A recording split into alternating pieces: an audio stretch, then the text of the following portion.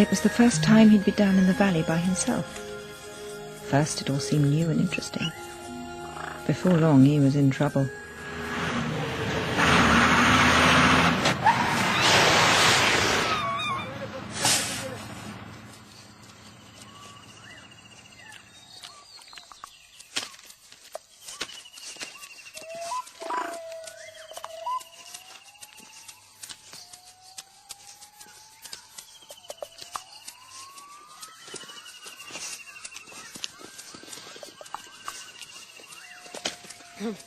It was the troop of the ruins.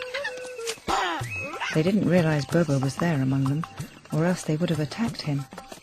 They were too busy and in too much of a hurry to pay him any attention. Without swallowing anything, they stuffed their cheeks as fast as possible, some of them shoving 6 bananas in each side.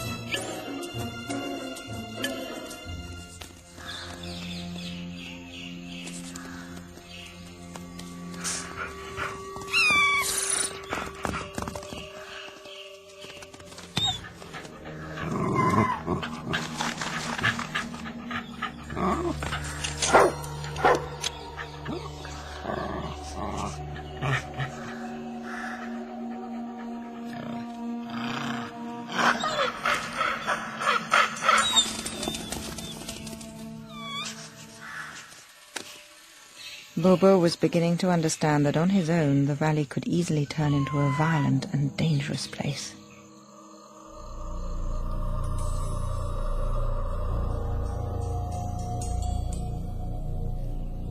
Up on the mountain, the troop's life carried on as usual, and the weeks went by.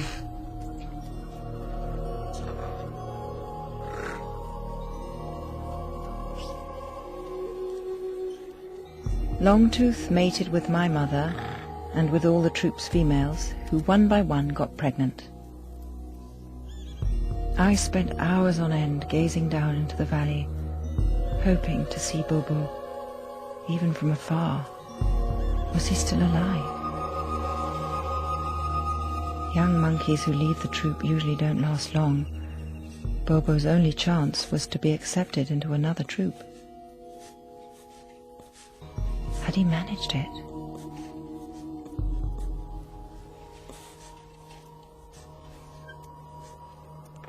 Soon my mother gave birth to another baby. Our troop started filling up with Longtooth's children. Eventually he would father my children too. I waited and waited, and finally, as time went by, my own fate was sealed. I would stay on the mountain and lead a normal life as a female in the mountain troop, just as my mother had done before me. But unknown to us all, Bobo had managed to survive.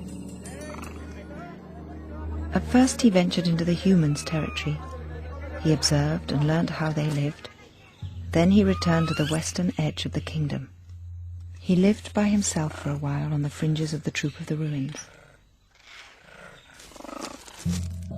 Little by little he drew closer to them, but cautiously, always in fear of being rejected or mortally wounded.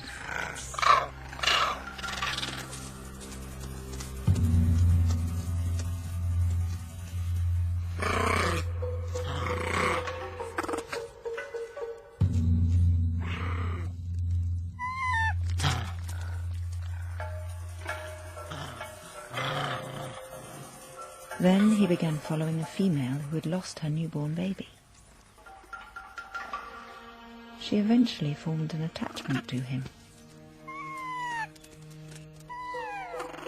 She adopted him as her own, even if he was a little big to really fit the bill.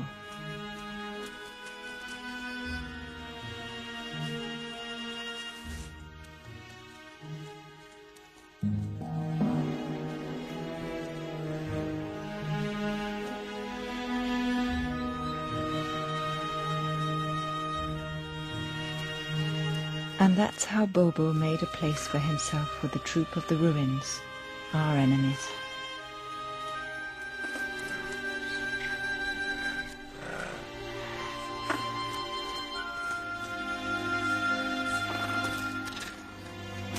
It took some time for him to make friends with the young of his own age.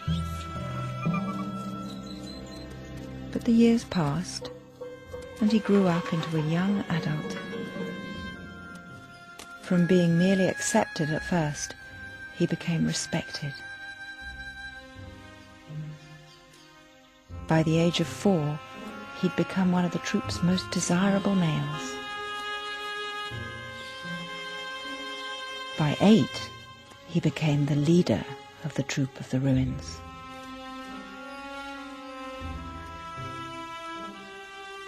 An undisputed leader, a protector, a fearless warrior, he fathered many offspring.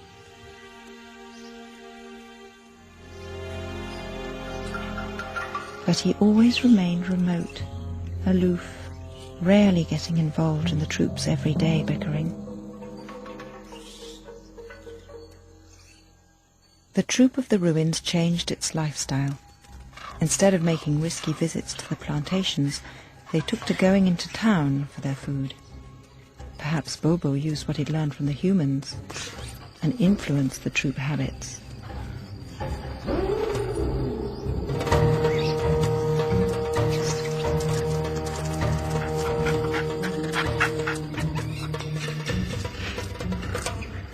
Life became easier for the troop of the ruins.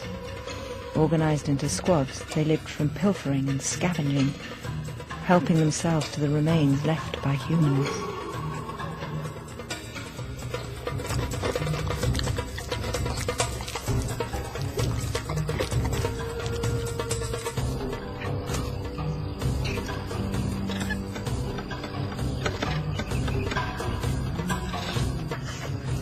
At night, they would return to sleep in their ruins.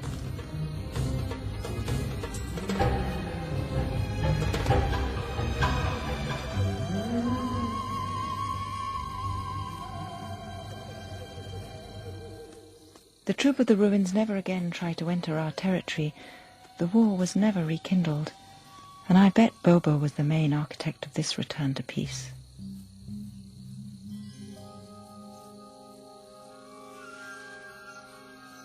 Did he remember his childhood? He was often seen gazing at this distant mountain where he was born. It was even said that he sometimes wandered around our slopes, but I never saw him.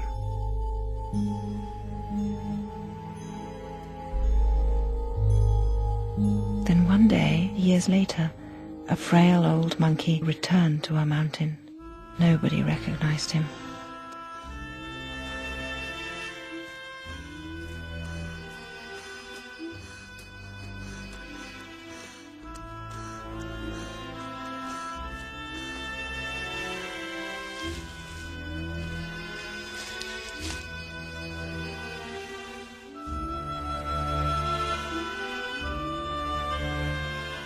Not even I recognized him.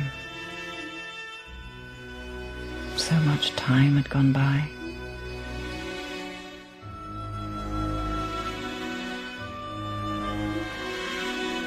By that time I'd taken Red Nose's place at the top of our troop, the mother of 6 children and many grandchildren.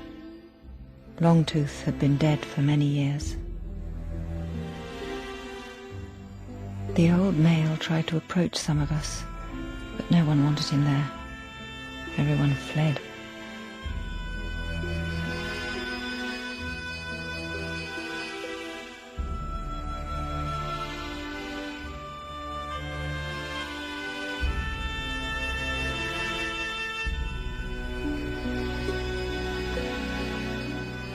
He didn't stay very long. With his last strength, he clambered up to the top of the forbidden rock.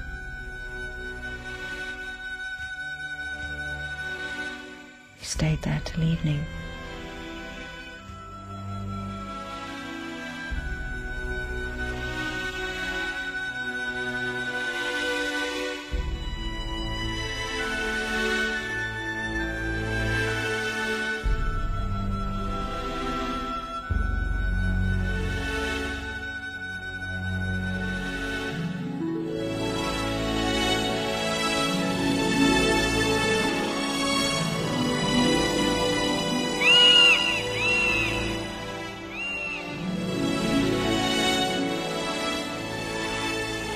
The following day his body was found in the very same cave where Bobo and I had taken refuge all those years before. That's when I understood who he was. Bobo died one day in May. Compared to the rest of us, he surely lived many wonderful adventures. We had spent our entire lives on the mountain and had never seen anything else. Bobo had known fear, despair, and loneliness, but he'd seen the world, the edge of the world.